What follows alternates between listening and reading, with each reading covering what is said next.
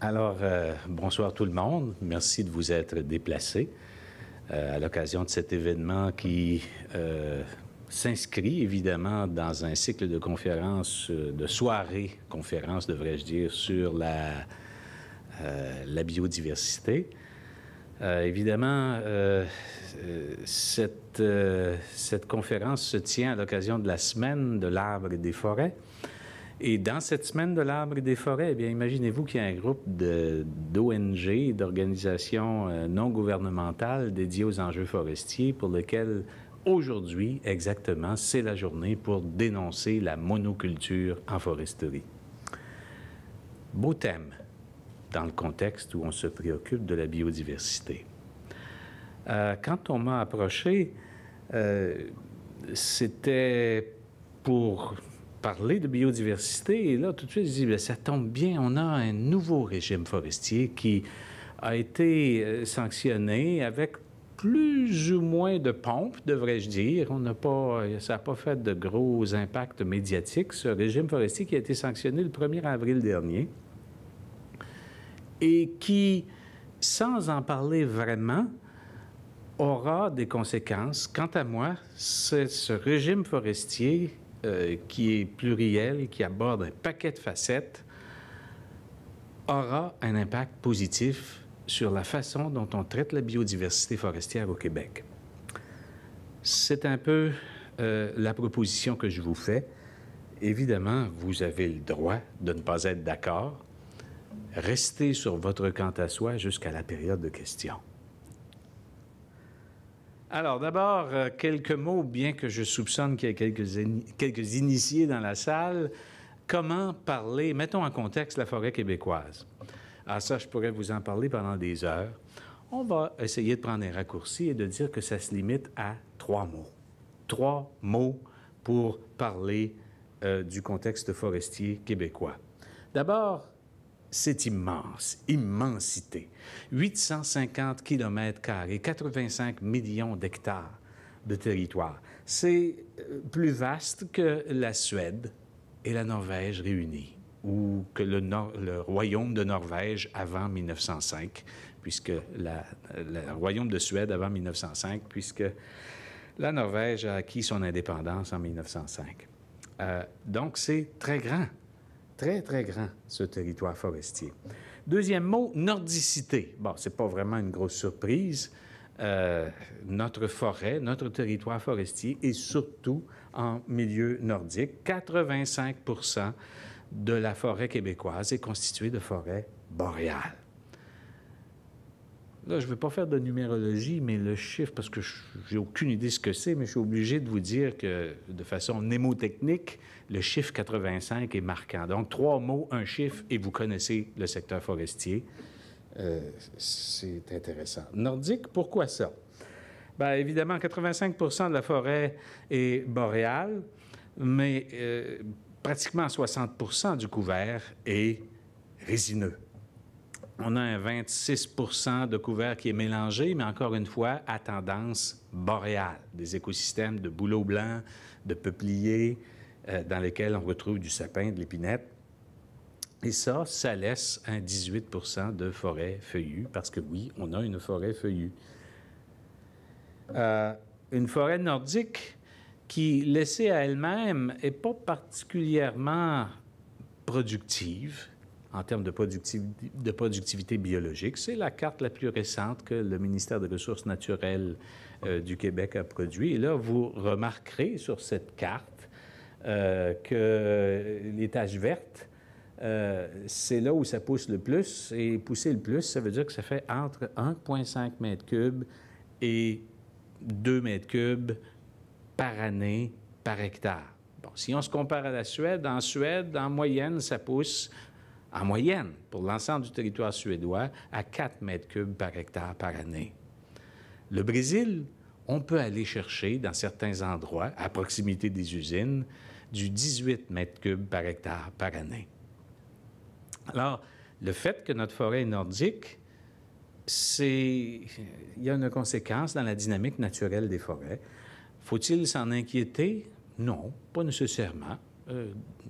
C'est pas parce que quelque chose pousse lentement que ce qu'on peut en tirer est de moindre valeur. C'est toute la nuance, et là je vais regarder M. Leprest, entre du Beaujolais nouveau et du cognac.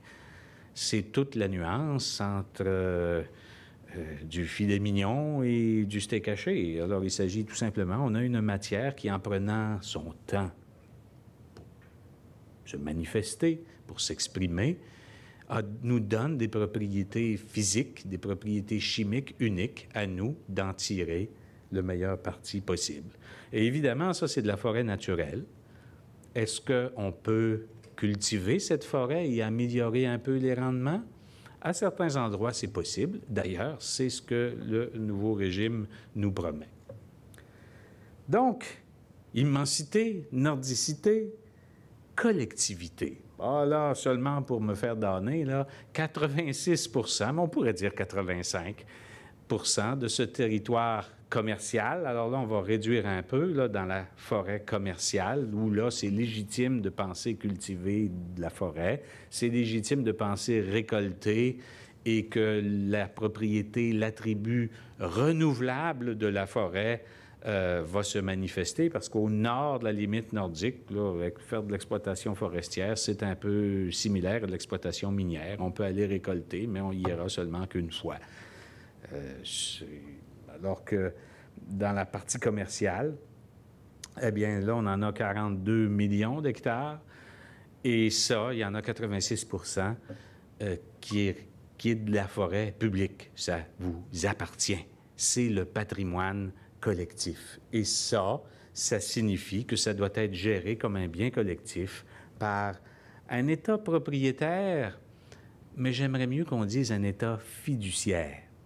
Et déjà, on serait dans une lignée un peu plus appropriée pour le respect de la biodiversité.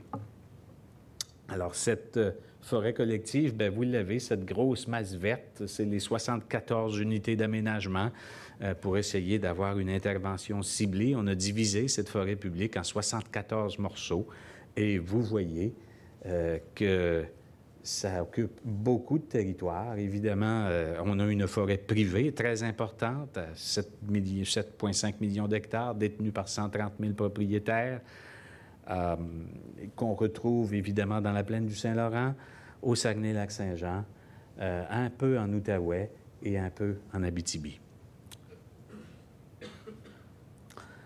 Ce mode de tenue forestière est un peu particulier au Canada. Si on se compare à la Suède, bien, c'est 25 des terres forestières qui sont publiques en Suède. Aux États-Unis, c'est à peu près le tiers qui est public. Au Canada, c'est 93 au Québec, c'est 86 et évidemment, bon, vous avez le portrait canadien sur ce schéma. Pour plusieurs, le problème forestier québécois, c'est qu'on a de la forêt publique. Pour moi, ce n'est pas un problème. C'est une opportunité, c'est une occasion, et à plus forte raison, quand il est question d'enjeux de biodiversité, la dimension publique peut nous aider à bien performer. Bon, déjà, ramassons-nous, parce qu'on va sortir de la phase contextualisation. Oui, ça occupe une grande partie de notre territoire, et oui, la foresterie peut être utile pour utiliser ce territoire. Bon, les millions d'hectares, les milliers de kilomètres carrés, ça veut peut-être rien dire. Alors, prenons une image qui veut dire quelque chose aux populations urbaines. On va fonctionner en île de Montréal. J'aurais pu prendre l'île d'Orléans, compte tenu de l'auditoire, mais j'ai bien des choses à faire de ce temps-ci, tiens. Alors, la forêt québécoise, c'est l'équivalent d'à peu près 975 îles de Montréal. On récolte, bon an, mal an, depuis une quinzaine d'années, entre 8 et 10 îles de Montréal. C'est pas rien. C'est pas rien. Et ce territoire, du fait, il est public, ça c'est extrêmement important, il nous appartient, c'est un territoire collectif. Mais évidemment, pour mettre ce territoire en valeur, et là, mettre en valeur, ça a surtout voulu dire, jusqu'à aujourd'hui, récolter du bois. Mettre en valeur la forêt, ça signifiait aller chercher des arbres pour les transformer. Ça, on a fait ça à travers des intervenants privés. Donc, notre forêt, elle est publique et ce sont des acteurs privés qui la mettent en valeur. Et ça veut donc dire qu'on doit compter sur une politique publique qui s'assure que, parce que les intervenants privés, ils ne font pas ça pour le bien de la collectivité québécoise, ça c'est accessoire. C'est à la politique publique de préciser, de prescrire les règles du jeu de façon à ce qu'un intervenant privé y tire son profit tout en contribuant au bien-être de la collectivité.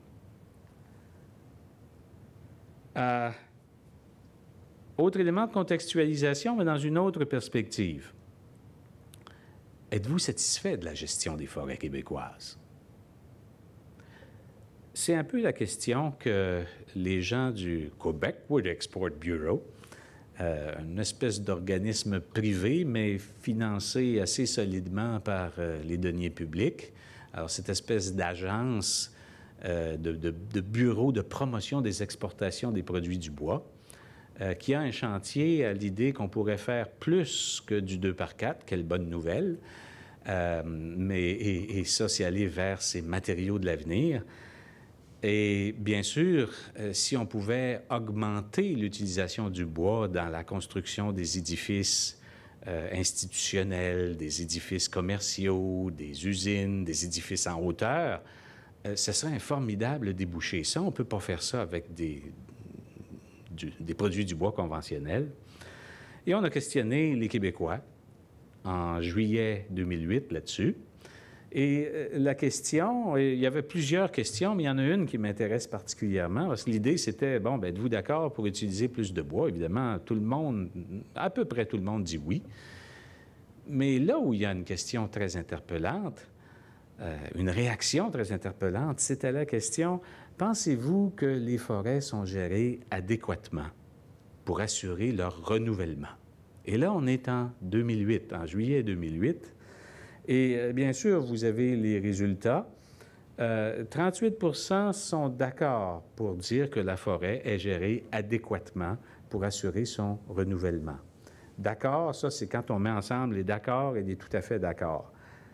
Ce que ça veut dire, c'est qu'il y a 62 %, ça, c'est les 2 tiers de la population. Et c'est un gros sondage, là. Faites pas un sondage maison, là. La maison Somme, 2500 répondants. Répartis à travers tout le Québec. Et là, il y en a les 2 tiers. Quand on regarde ça de façon consolidée, les 2 tiers nous disent que ce n'est pas géré adéquatement. Problème. Et plus on va vers le milieu urbain, à Montréal, les répondants venant de l'île de Montréal ou de l'agglomération montréalaise, tout à fait en désaccord, on frise le 80 %. Problème.